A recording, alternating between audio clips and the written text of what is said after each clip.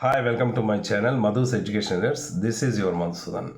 ఈరోజు ఈ వీడియోలో ఓపెన్ ఇంటర్ ఎగ్జామినేషన్స్కి ప్రిపేర్ అవుతున్న స్టూడెంట్స్ అందరికీ సంబంధించి ఎగ్జామినేషన్ హాల్ టికెట్స్ ఎప్పుడు రాబోతున్నాయి, అసలు ఎగ్జామినేషన్స్కి ఎలా ప్రిపేర్ అవ్వాలి, ఎటువంటి క్వశ్చన్స్ని ప్రిపేర్ అవ్వాలి అనే దాని మీద చాలామంది కామెంట్ బాక్స్లో అడుగుతున్నారు. సో వాటన్నిటికీ సంబంధించి ఈ వీడియోలో మీకు షేర్ చేస్తున్నాను. ఎవరైనా ఫస్ట్ టైంగా నా ఛానల్ చూసినట్టయితే ప్లీజ్ సబ్స్క్రైబ్ మై ఛానల్. ఎందుకంటే ఓపెన్ ఇంటర్, ఓపెన్ ఎస్ఎస్సికి సంబంధించి ప్రతి అప్డేట్ని కూడా మీకు ఎప్పటికప్పుడు నా ఛానల్ ద్వారా మీకు అందిస్తాను. ఇకపోతే విషయంలోకి వెళ్దాం. ఓపెన్ ఎస్ఎస్సి, ఓపెన్ ఇంటర్ దాని ఎగ్జామినేషన్ స్కెడ్యూల్స్ ఆల్రెడీ రావడం జరిగింది. సో వీటికి సంబంధించి ఎగ్జామినేషన్స్ హాల్ టికెట్స్ ఎప్పుడు వస్తాయని చాలామంది అడుగుతున్నారు.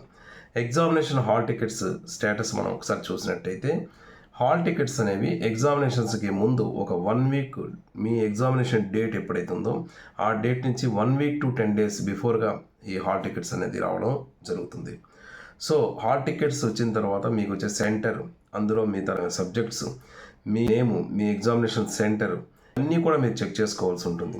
హాల్ టికెట్లో చెక్ చేసుకొని ఏవైనా మిస్టేక్స్ ఉన్నట్టయితే మీ దగ్గరలో ఉన్నటువంటి స్కూల్ సొసైటీ, మీకు దగ్గరలో ఉన్నటువంటి సెంటర్కి వెళ్ళి మీరు దాన్ని రెక్టిఫై చేసుకోవాల్సి ఉంటుంది.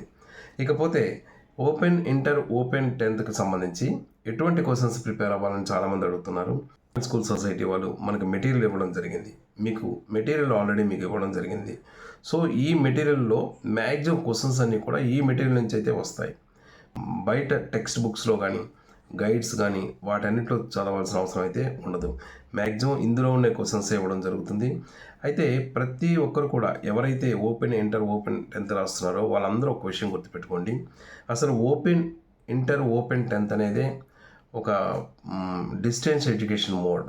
ఇది ఎవరైతే కాలేజీలకి, స్కూల్స్కి వెళ్ళలేకపోతారో వాళ్ళ కోసం కండక్ట్ చేస్తున్నటువంటి ఎగ్జామ్ స్టడీ ఇది. సో వీలైనంత వరకు క్వశ్చన్ పేపర్స్ కానీ, క్వశ్చన్స్ కానీ చాలా లిబరల్గా, ఈజీగా అర్థమయ్యే రీతిలోనే, సులభ రీతిలో ఉంటాయి. అంతేకాకుండా మీరు దానికి రిలేటెడ్ మ్యాటర్ ఏమాత్రం మీరు రాసినా మీకు ఖచ్చితంగా మీకు మార్క్స్ అనేవి యాడ్ అవుతాయి. పేపర్ కరెక్షన్ కూడా ఒక రకంగా చూసుకున్నట్టయితే రెగ్యులర్ ఇంటర్మీడియట్తో పోల్చిన, రెగ్యులర్ 10th క్లాస్తో పోల్చిన ఓపెన్ ఇంటర్ పేపర్ కరెక్షన్ అనేది, ఓపెన్ ఎస్ఎస్సి పేపర్ కరెక్షన్ అనేది చాలా వరకు ఈజీగానే ఉండే అవకాశం ఉంటుంది. ఎందుకంటే వీళ్ళందరూ కూడా ఓన్గా ఇండివిజువల్గా నేర్చుకున్న వాళ్ళే. స్కూల్స్కి వెళ్ళి, కాలేజెస్కి వెళ్ళి నేర్చుకునేటువంటి స్టూడెంట్స్ ఎక్కువ మంది ఉంటారు కాబట్టి వాళ్ళని దృష్టిలో పెట్టుకునే పేపర్ కరెక్షన్ ఉంటుంది. కాబట్టి మీరు ధైర్యంగా మీరు ఎగ్జామినేషన్స్ అనేది రాయగలుగుతారు. ఇకపోతే ఎటువంటి క్వశ్చన్స్ ప్రిపేర్ అవ్వాలని అడుగుతున్నారు. ఇంపార్టెంట్ క్వశ్చన్స్ ఏమైనా సబ్జెక్ట్ వైజ్ ఇంపార్టెంట్ క్వశ్చన్స్ ఉంటాయా అని అడుగుతున్నారు. ప్రతి సబ్జెక్ట్లో కూడా మీ సిలబస్కు సంబంధించి నార్మల్ క్వశ్చన్సే పడతాయి. బేసిక్ క్వశ్చన్స్ అనేవి ముందు ప్రిపేర్ అవ్వండి. బేసిక్ క్వశ్చన్స్ ప్రిపేర్ అవ్వండి. నెక్స్ట్ ఆ ప్రిపేర్ అయిన తర్వాత దానికి రిలవెంట్గా మీకు ఏదైనా క్వశ్చన్, దానికి ఆ క్వశ్చన్స్ మీరు ప్రిపేర్ అయిన క్వశ్చన్ కాకుండా ఒకవేళ ఇంకేదైనా క్వశ్చన్ పడినా కూడా దానికి రిలవెంట్ మ్యాటర్ అనేది మీరు ఎంతో కొంత రాయగలిగితే మీరు ఖచ్చితంగా మీరు పాస్ అయిపోవడం జరుగుతుంది. ఈజీగా మీరు పాస్ అవుతారు.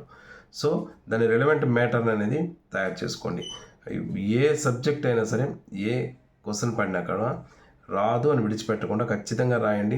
మ్యాక్సిమం మీరు రాసే మ్యాటరు ఏమాత్రం కొద్దిగా రిలేటెడ్ కంటెంట్ ఉన్నా మీకు పాస్ చేయడానికే మ్యాక్సిమం కరెక్షన్ చేసేవాళ్ళు సహాయపడతారు. కాబట్టి ఎవరు టెన్షన్ పడక్కర్లేదు. ముందు బేసిక్ క్వశ్చన్స్ అన్నీ ప్రిపేర్ అవ్వండి. అలాగే పాత ప్రీవియస్ క్వశ్చన్ పేపర్స్ అనేవి ఒక్కసారిగా మీరు చూడండి. ఓపెన్ స్కూల్ సొసైటీ వాళ్ళ వెబ్సైట్లో మీరు చూసినట్టయితే ప్రీవియస్ క్వశ్చన్స్ పేపర్స్ అనేవి మనకు ఉంటాయి. ఆ క్వశ్చన్ పేపర్స్లో జనరల్గా ఎలాంటి క్వశ్చన్స్ ఇస్తున్నారు అనేది మనకు తెలుస్తుంది. సో అందులో అట్లీస్ట్ ఒక 3-4 క్వశ్చన్ పేపర్స్ అనేవి మీరు చూసి ప్రిపేర్ అవ్వండి.